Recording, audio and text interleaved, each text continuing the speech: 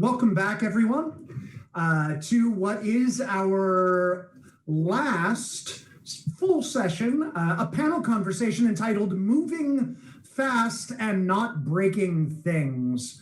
Throughout, there's been an interesting thread for me, and granted, I was involved in putting the conference together, but I hadn't seen everyone's content yet. There's this thread of incremental adoption and a thread of offering innovative new solutions without breaking processes or systems that are in place. And that's what this panel is going to focus on. So we have Tanmay leading the panel, Evan from Shopify and Ashwin from Swiggy are all here to talk. Gentlemen, if you could join me and take the stage, welcome.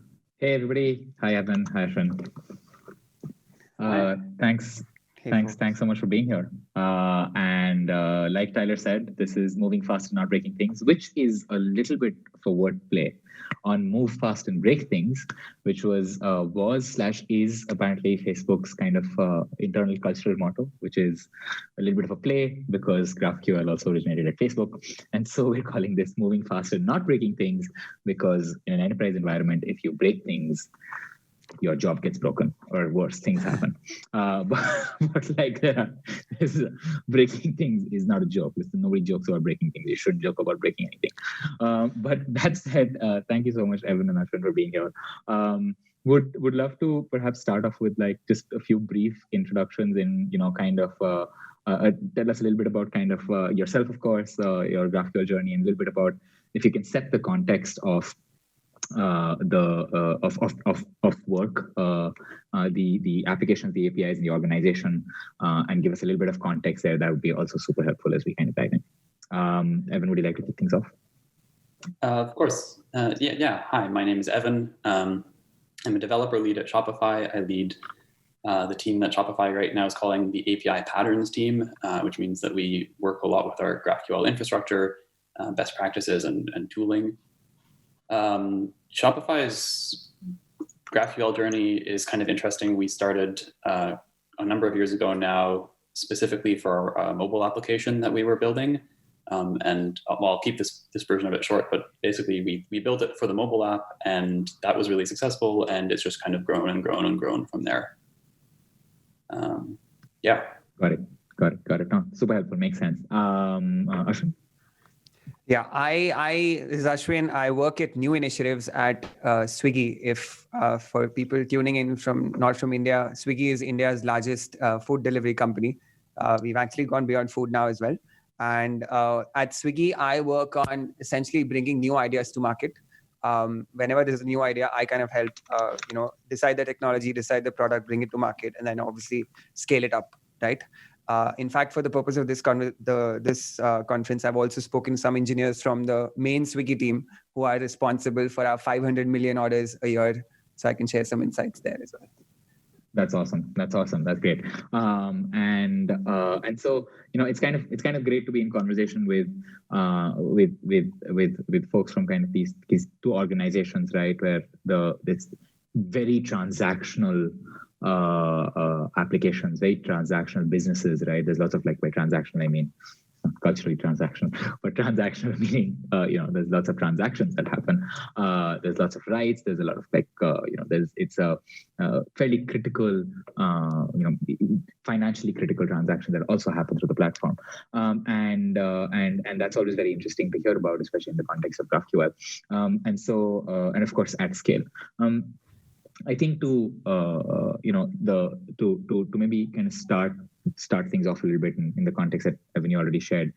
What does the GraphQL tech stack look like today at Shopify, right? And kind of where did it start, and how has that changed, and where is it today, right? Yeah. So Shopify is a Ruby on Rails company, largely. We have one Ruby on Rails monolith still that is the heart of our business. And our GraphQL story started there. There's a GraphQL Ruby gem for implementing GraphQL servers in Ruby and in Ruby on Rails. And we plugged that into our monolith, and away we went. I I know it's quite common these days to build like proxy conversion layers where you build your GraphQL on top of REST, or you build your REST on top of GraphQL or whatever. But Shopify went kind of, we knew we wanted to do some specific things with our API, and so we built our GraphQL layer directly onto the monolith, nothing in between, and that's still the way it's built today. Got it. And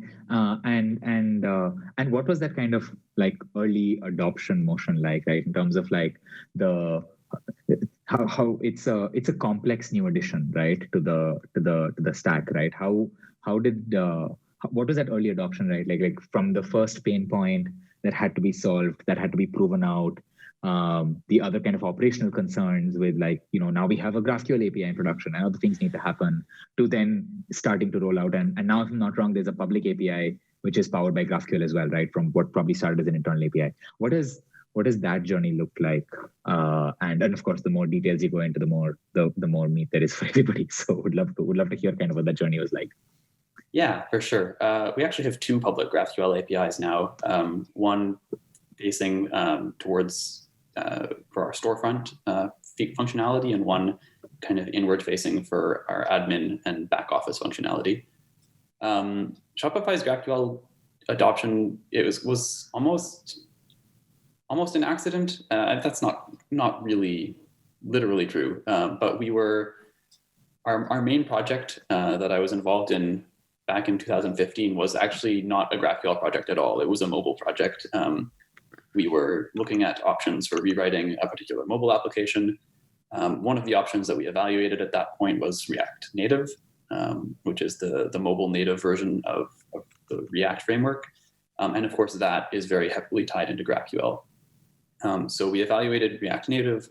We decided not to build in React Native at that point. This was quite a few years ago now. But we did really like the GraphQL technology that it kind of came with. And so when we decided on our eventual stack for that mobile application, GraphQL was part of that. So for the first full year of GraphQL at Shopify, it was an internal API that was solely used for this one mobile application. But that proved really successful. Like that mobile application was built really, really quickly. All of the developers working on it on both the front end and the back end were really happy with the architecture. It was a big success, basically. And so pretty quickly, and this was a native mobile app. This is a Android, iOS, or okay. This is Android and iOS. That was one of the things we were looking for, was the ability to share business logic between the two platforms. So we looked at React Native. We looked at Java to Objective-C conversion platforms, like a whole bunch of stuff. And eventually we settled on just put all of the business logic on the back end and expose it with GraphQL, and then build two reasonably thin but standalone native clients for iOS and Android. And that architecture worked really well for us there. Got it. Sorry for interrupting you, but I certainly had like a burning question that I had to ask, which was that, so much of the GraphQL adoption that we look at in the broader community, right, has most of it, I don't know what the number is, but I would venture to say maybe 90-95% is in the web ecosystem, right? And hasn't, like, there's been much lesser on the on the native mobile ecosystem, right? What was that experience like in the early? Did you use clients and have a lot of like the GraphQL caching stuff? Did you end up using GraphQL more like using it the same way that you would use a REST API instead, but switch it, like make HTTP calls with the GraphQL body that was being sent out? What was that like? What is that like now? Yeah, it's interesting, and you're absolutely right. Like, my impression is also that GraphQL is largely a web technology now. But if I remember correctly, Facebook invented it for their mobile apps. For iOS, it did start as a mobile application technology, and so that was kind of where we picked it up from. The tooling, when we picked it up, was like the ecosystem and the tooling. It had only recently been published, so there wasn't a lot. The ecosystem wasn't very mature at that point. So what we ended up doing on the mobile architecture side of things was we we built our own little.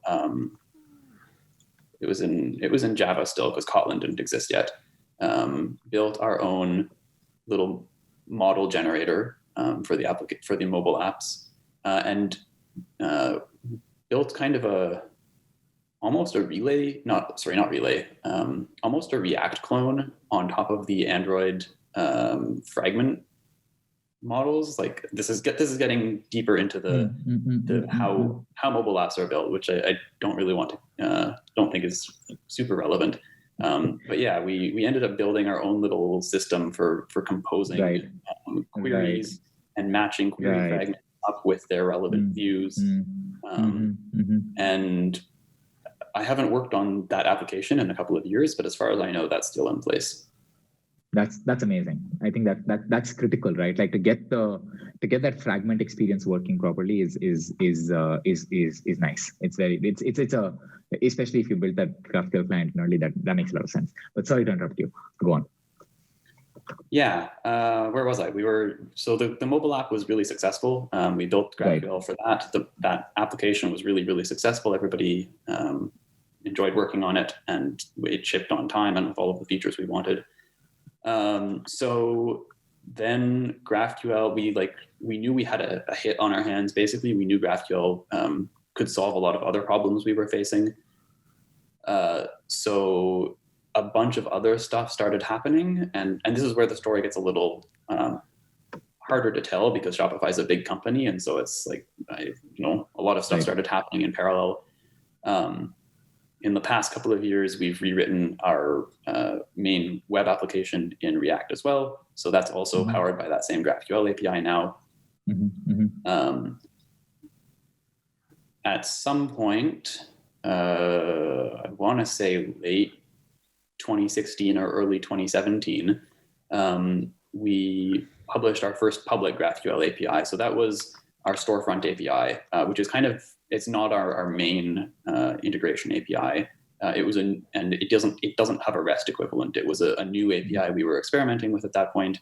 GraphQL was kind of the new hot technology for that. So we said, well, why not? Let's just build it in GraphQL and see what happens. So we published that, and that was our first public GraphQL API.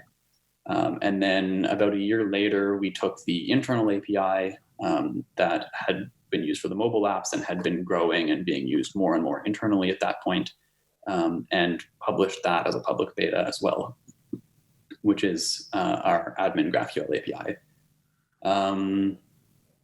And it's just, adoption internally, adoption externally, they've continued to increase over the last couple of years, and we've continued to invest in it. So. That's awesome. That's amazing to hear. And I think there's a tremendous amount of stuff to dig into here with especially as that kind of GraphQL API became public, which is a whole new level of complexity, right? And which we'll talk about. But before that, let me switch over to Ashwin. And I think the one of the things that's been amazing about the work that you've been doing, Ashwin, at Swiggy, is that Swiggy is now like super large, right? It's a big organization. There's lots of people. There's lots of things that are happening, and creating new applications, right, is no longer like. It's no longer like a little startup that can afford to you just build a little application and nobody cares, right? That application that you build as you see success, it is a critical application now, right? It's kind of almost like when you think about enterprise trying to innovate, right? They have similar problems, which is that they already have a large customer base that they want to add new value to, build new applications for, right? What was that journey like for you to kind of what were the reasons when you were kind of building new applications, and how did kind of GraphQL come in there? What was that adoption story like? How has it evolved from when you started to where it is today? Sure. So I'll give you two perspectives. I'll give you first the perspective on my team, which looks at new initiatives. We started with Hasura, and we thought Hasura was a toy for us, right? Like we're making a mock UI, and we're like, while we are mocking, we're going to use Hasura as like just a placeholder, put some rows in there, make sure that our UI is working, right? And the plan was that just before we hit production, we're going to make a Ruby on Rails backend, right? With the REST APIs and everything, because that's what we were used to.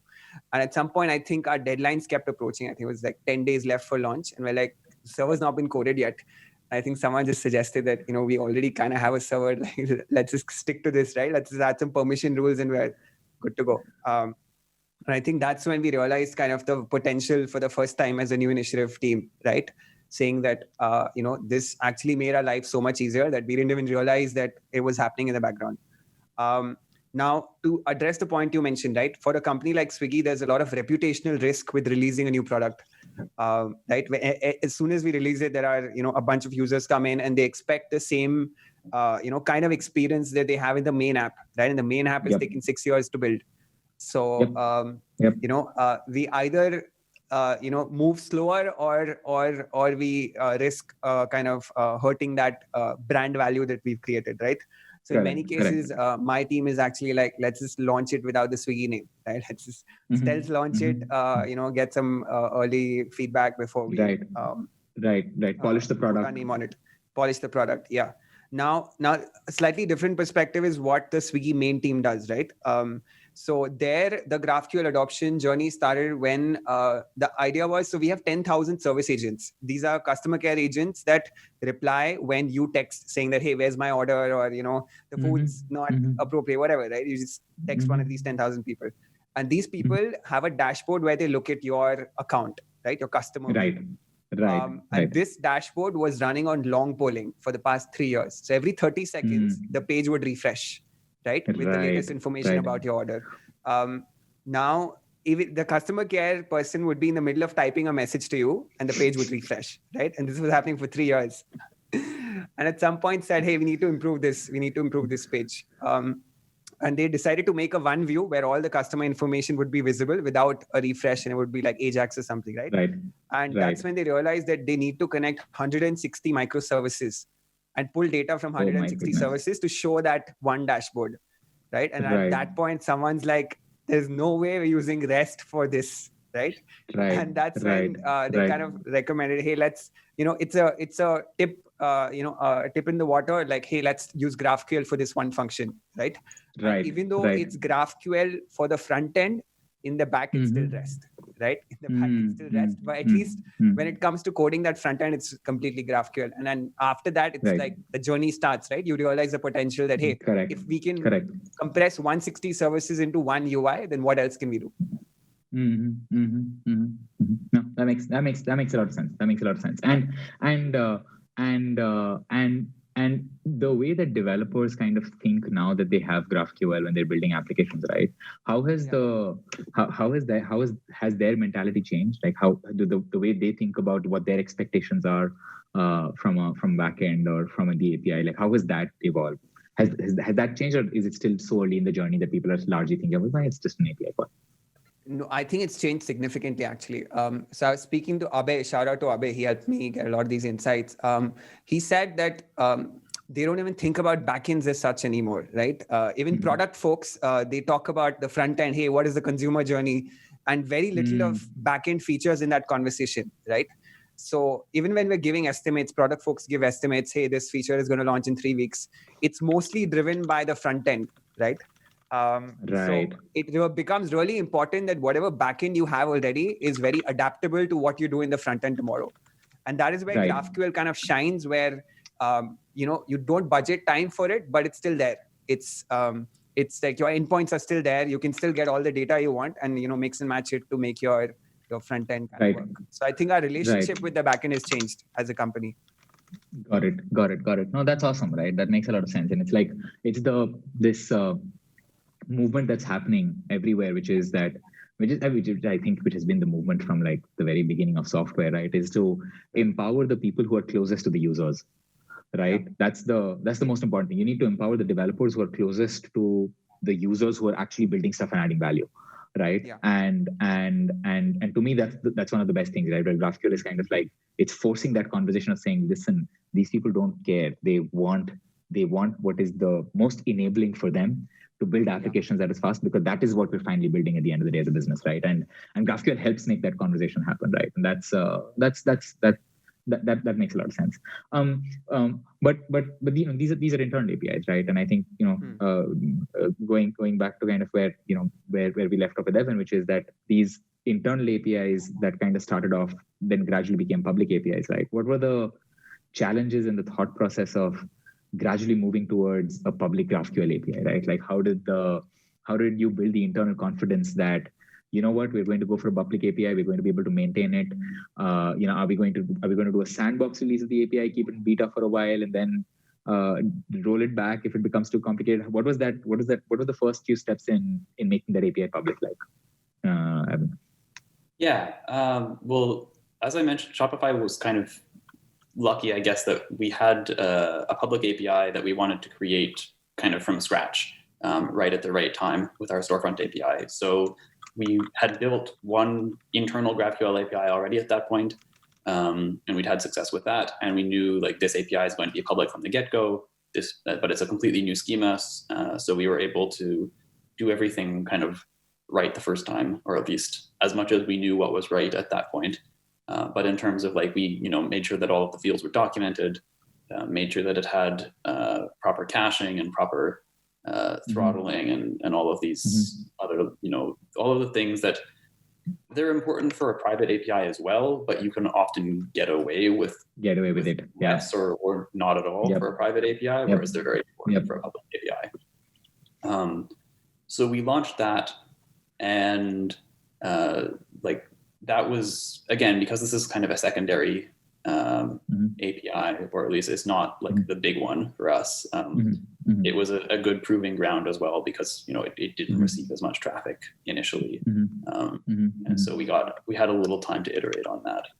The admin API, which is our big one, that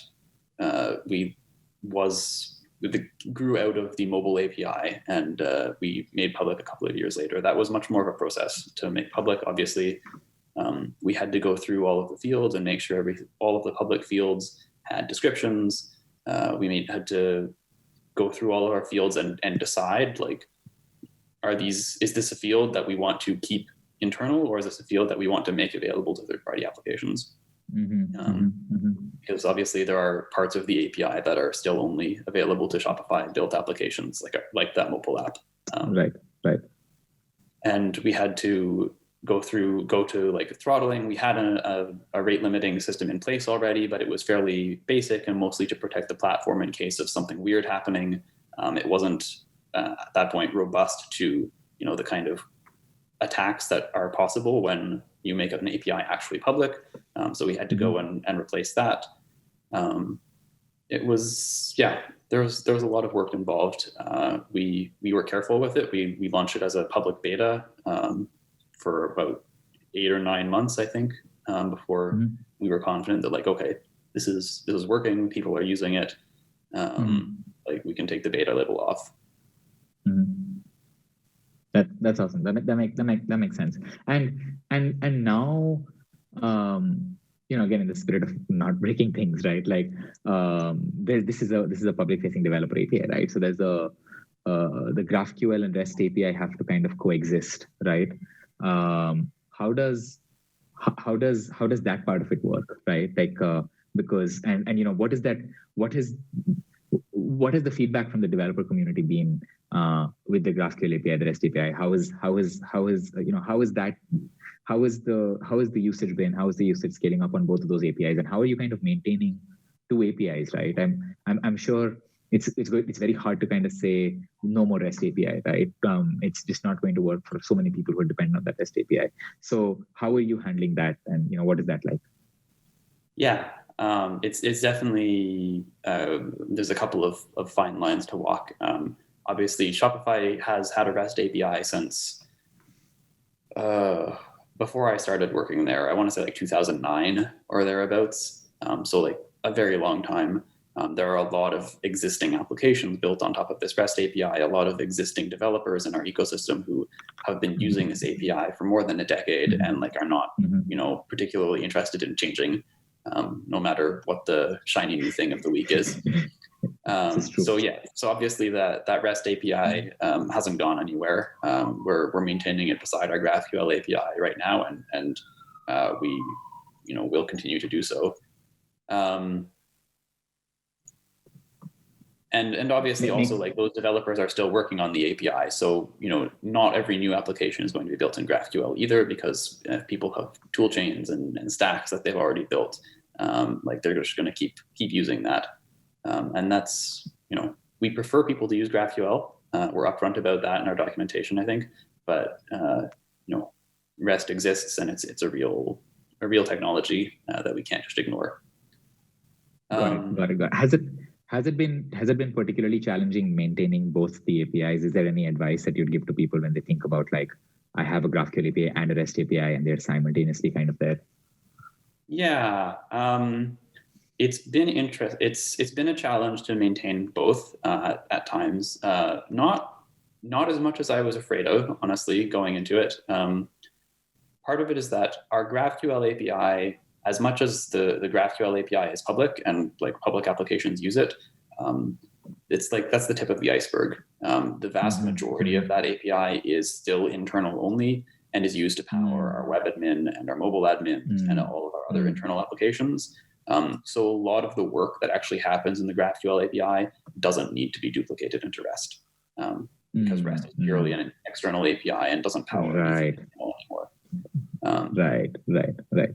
Makes sense. And so, and do you think certainly if we were putting as much effort into our REST API as we put internally into our GraphQL API, that would be a huge problem.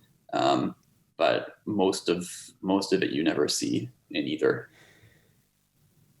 Got it. Makes sense. And when you launched the public GraphQL API and you had the REST API existing, right? Like, how did you think about like for example, the spec of the REST API, right? Like the models that are being returned and the types that they have, the object definitions, right?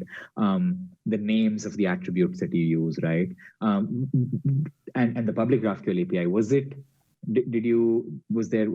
how did you think about that trade-off of saying we're going to keep it very similar to the REST API so that somebody can transition from the REST API to the GraphQL API? Or did you say, well, you know what? No, we're just going to almost think of this as like a fresh API from scratch that people are going to onboard onto directly. So it doesn't necessarily need to have a relationship with the way the REST API is designed in terms of like, the attribute names, the conventions, or the domain context of the REST models. Yeah, 100% the latter. We decided to make a clean break of it and start again from scratch. And part of that, there were a couple of reasons for that. One of them was we knew that GraphQL, besides just being a new technology stack, like the design of it lent itself to different API styles. Like the design of a GraphQL API and the design of a REST API, even if you're doing both of them from scratch at the same time, they're going to turn out a little different because the technologies work better in different ways in certain situations. The other thing that we knew was that, again, our REST API, even back in 2015 when we were starting out on this journey, like our REST API was old, and APIs, public APIs in particular, are really hard to evolve. So there was a lot of things that like we knew the REST API wasn't modeling this particular area very well, and we knew how we would do it better. And so we were like, okay, we have an opportunity here. We're just going to do it better. We're going to correct a bunch of the mistakes. And we're going to make new ones because that's always the way.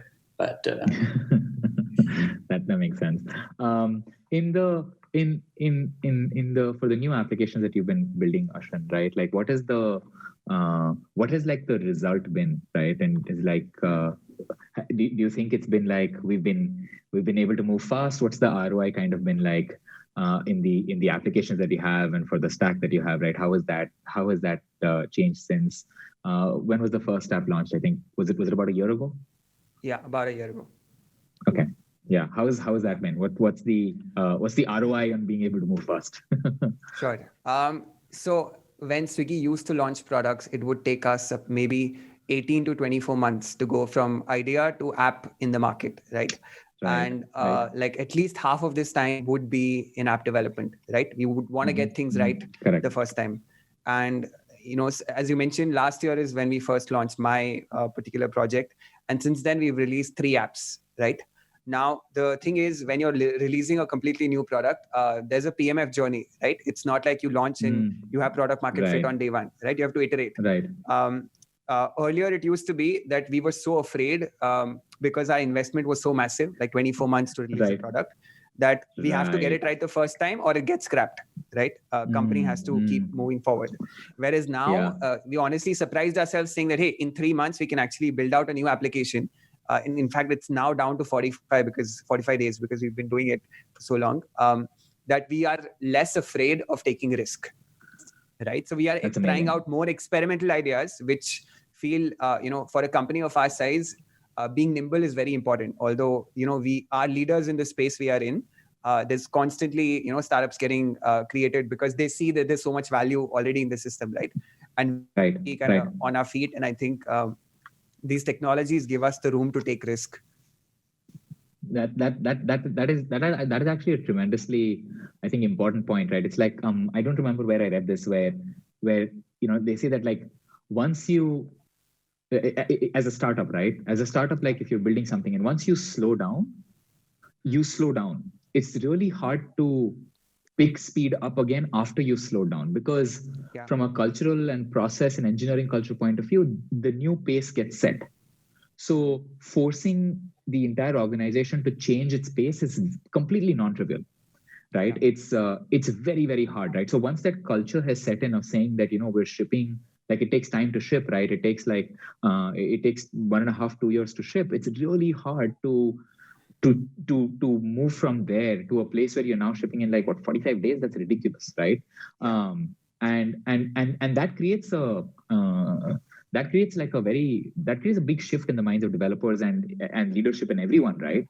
Because suddenly you're like, oh, we're a startup again, right? We are innovating, we're getting stuff out, we're talking to our customers, we're iterating at the speed of light, right? And it's great. And I think this is similar to kind of some of the previous talks that we had, right? Especially from the folks at Optima, where they were like, this once this culture sets in of being able to build things quickly, right? Everything changes, right? Like it's people change, the way you think about products change, the way you think about your customers change. I think that's kind of that's tremendous. And when and as that journey has evolved, what are the kinds of problems or things that you've encountered that you did not foresee earlier, right? Is it with it could be in that new style of working? It could be with the GraphQL stack. Like what has that been like? So for my team, I think the biggest learning has been that we all come from a ORM kind of background, right? We've been using these Rails ORMs, we come from very relational database kind of background, right? And suddenly to think differently about how that data gets is visible to the front end, I think is a huge change, right? Something as simple as I want to update a nested object, right? In Rails, it would kind of just magically happen. And now I'm really thinking about, hey, how do I make sure that, the IDs don't clash, etc., right? What are race conditions happening? It's not that the technology is not there. It's just that the mindset has to change about how that fix has to happen. Yeah. Right. And I think, sorry. Yeah. Go ahead. So I was saying that, and on the flip side, for the teams that have been, so I'm talking about the main engineering team, right? For them, they use DynamoDB a lot. DynamoDB is a AWS service, right? It's largely schema-less, right? For them, the issue has been that there's so much legacy work that's been done. Just to give you an example, when you press checkout on the Swiggy screen, right? You go to the checkout page. There are a JSON object gets sent from this DynamoDB to the client, which has 623 top-level JSON fields, right? And it's not generated; it's saved as that object. It's 623 fields, right? Right. I mean, there's no way you could generate that in real time when customer presses checkout. So for them to take this and say that, oh, now we're gonna build GraphQL microservices, it takes some getting used to. Yeah. No, that makes sense. I think in there's a question that I think somebody's asked on the conferencing, which is that the stack that you're using for the new initiatives and the new work that you're doing is a Hasura powered Postgres, and I'm guessing, right? Flutter, I think also, if I remember right. Yes. And that's a stack. What is kind of the for the other applications or other teams that are looking at GraphQL, has there been a culture clash? Has there been like a way to think about GraphQL, or like what has that been like? Sure. So within Swiggy, we have something called an AOH. We call it Architects Open Hours. That's kind of, so these are basically architects of the company that sit together and decide what technology the rest of the company will use. Right. And the new initiative contribution has been that, if you want to move fast, this is our stack, right? You have to kind of be on the bleeding edge because that's where the fastest work is happening. And AOH is obviously a bit slower to respond to such change, right? They have to think about the implications for the existing stack as well. But what's happened is that the speed at which we've moved, plus the fact that we are able to the internal dashboard I mentioned, right? Like we are able to see proof of concept, saying that it's not just working for new projects, but it's also working for old projects, but in an internal context. Then it gives them confidence to say that, hey, whenever we build something new, of course we're going to recommend GraphQL, for example. And whenever we push out a big feature to an existing project, we're gonna maybe put in a tweak here or there to make it easier to adapt, right? Maybe out of 160, I'm gonna do one with this feature, right? And over time, over a 1 year gradually plan, shift the other features. Yes. Got it.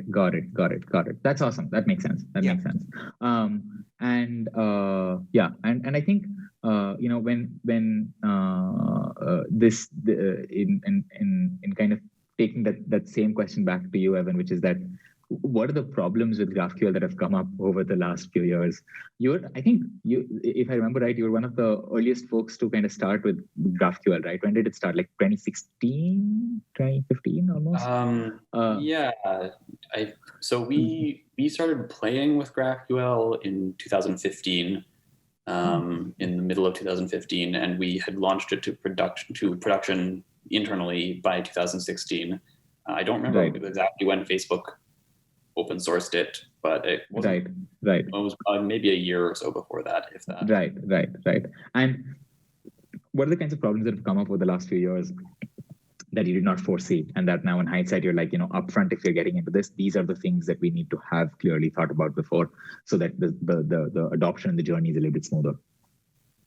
Yeah, that list is really, really long, as it is for any new technology. Living on the bleeding edge, you bleed. That's where the name is from. The thing that I think has the kind of high level thing that I think has caused us the most issues, and also been really helpful in a lot of ways, is the granularity at which GraphQL operates.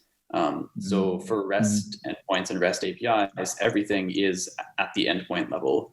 You hit a URL, you get back a payload, there's a single well-defined contract, that's it. And even a big API is going to have, dozens or maybe 100 endpoints. Whereas GraphQL, everything operates at the field and the type level, and your API can have thousands or tens of thousands of fields. That level of granularity just makes a lot of things very different. It opens up some really great opportunities for like monitoring and data logging at a level of granularity that isn't possible in REST. But on the flip side, it also makes alerting really hard, because suddenly you're not across like a dozen dimensions, you're across 10,000 dimensions. That, not a lot of alerting services can handle that level of granularity and that level of data slicing. And similarly for things like throttling and rate limiting, in REST, everything is at the rate limits are almost always just like requests per minute, because a request is a request and that's always the same. In GraphQL, a request can be small or it can be big. You can ask for one field, or you can ask for 50 types and a dozen fields on every type, and those are both requests. And so you need to be able to account for that in your rate limiting as well, which is a challenge. None of these are unsolvable, and I think over the last couple of years, a lot of them have kind of gotten solutions in the ecosystem. But of course, like when we started out, it was blazing a trail a little bit.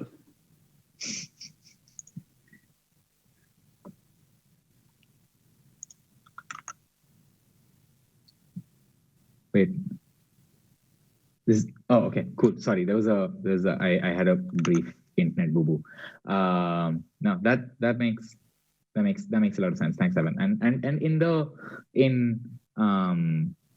if you had to kind of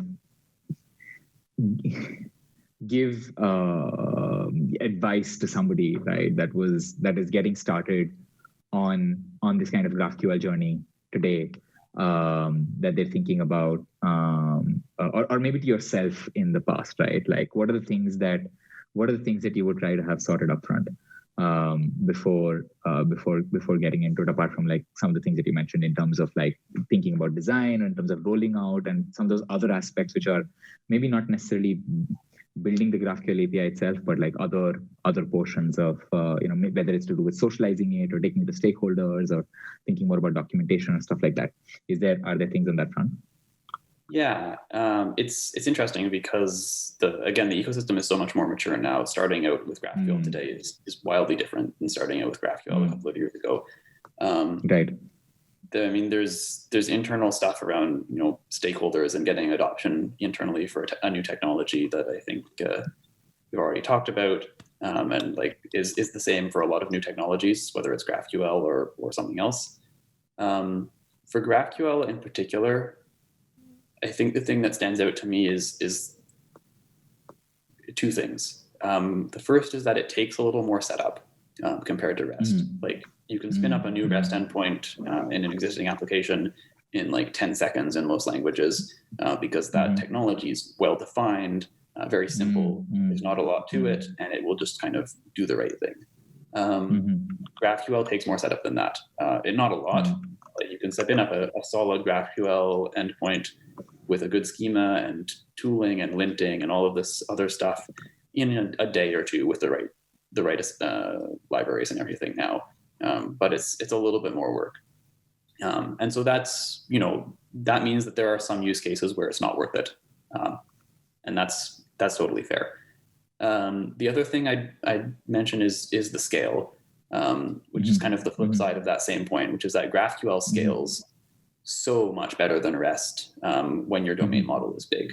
And this is not something that you maybe see right away, especially if you're a startup, or you're doing a little toy experiment with it as a proof of concept. You don't see that right away because those are inherently small applications. Right. But when you're dealing with large schemas, when you're dealing with hundreds of types, or a lot of requests or a lot of clients, all of a sudden the advantages of like strong typing and the granular logging that GraphQL's field system enables and all of this stuff, like that becomes really, really valuable. Makes a lot of sense. It's like a ironic return to soap, right? Where you're like, but in a good way, in a human way, right? Which is this complexity is increasing massively, and so we need to be able to kind of have some way to control that and define that and make it easier for humans building it and humans consuming it, right? And GraphQL offering this way to kind of bring that in incrementally and gradually and connect them to existing types, or evolve those existing types, becomes really, really important. And that makes a lot of sense. Ashwin, on your side, how would you, what advice would you have for yourself looking back and being like, this is a new stack we're going to go for. It is new. There's Hasura, there's GraphQL, there's Flutter, there's a new application, everything's new. What would you, when you think about this, right, especially on the front end also, what are the kinds of things that you would say to yourself if you could go back in time?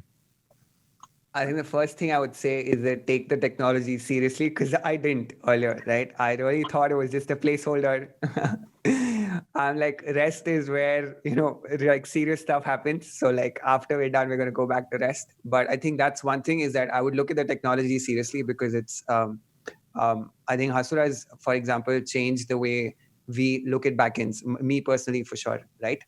Being able to spin up a backend per se in like 30 seconds and having an endpoint ready 15 seconds after that is just absurd, right? To the point where we don't really factor in that time when we're talking about front end, right? We just say that, hey, can we build this new feature? Hey, we have to make four new tables or whatever, 4 new endpoints. And it's just 5 minutes later, we're like, okay, ready for you, right? Whenever you're ready. And I think that for a team that's building new apps, I think that's it changes the way we just talk about features, talk about the product. It's while we're talking, we can say that by the end of the day, we're going to actually, roll it out and see what happens. Right. I think that Right. change is very important for not just us, but every company like us, because, post-pandemic, for example, all companies are on a path to profitability, right? If you're not already there, you better get there soon, right? And our company is in the same boat, right?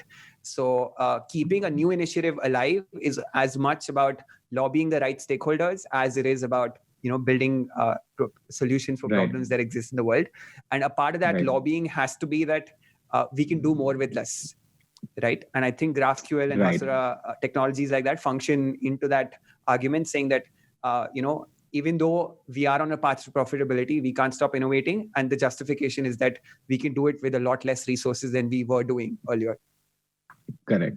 No, that makes a lot of sense. And then kind of to close on that note, I think that aspect of GraphQL is possibly the most important. Like doing more with less, I think is a very very good summary for like people thinking about GraphQL, right? It's like I as an application developer, as a consumer of a GraphQL API, I am fundamentally able to do more by myself than I was able to before, right? And that has a completely non-trivial impact, right? And of course, and then the only thing now you have to weigh is the cost of setting that GraphQL endpoint up. But otherwise, right, the unlocking is the increase in productivity for somebody that is not blocked on another human being, right, and is blocked on their own capability to kind of execute. I think that's huge, right? That's insane. It's like one of the things that is almost like the difference between before databases existed and people accessed files to suddenly when a database exists and now you can access data with SQL, right? It feels like that kind of a change, right? Where you suddenly don't need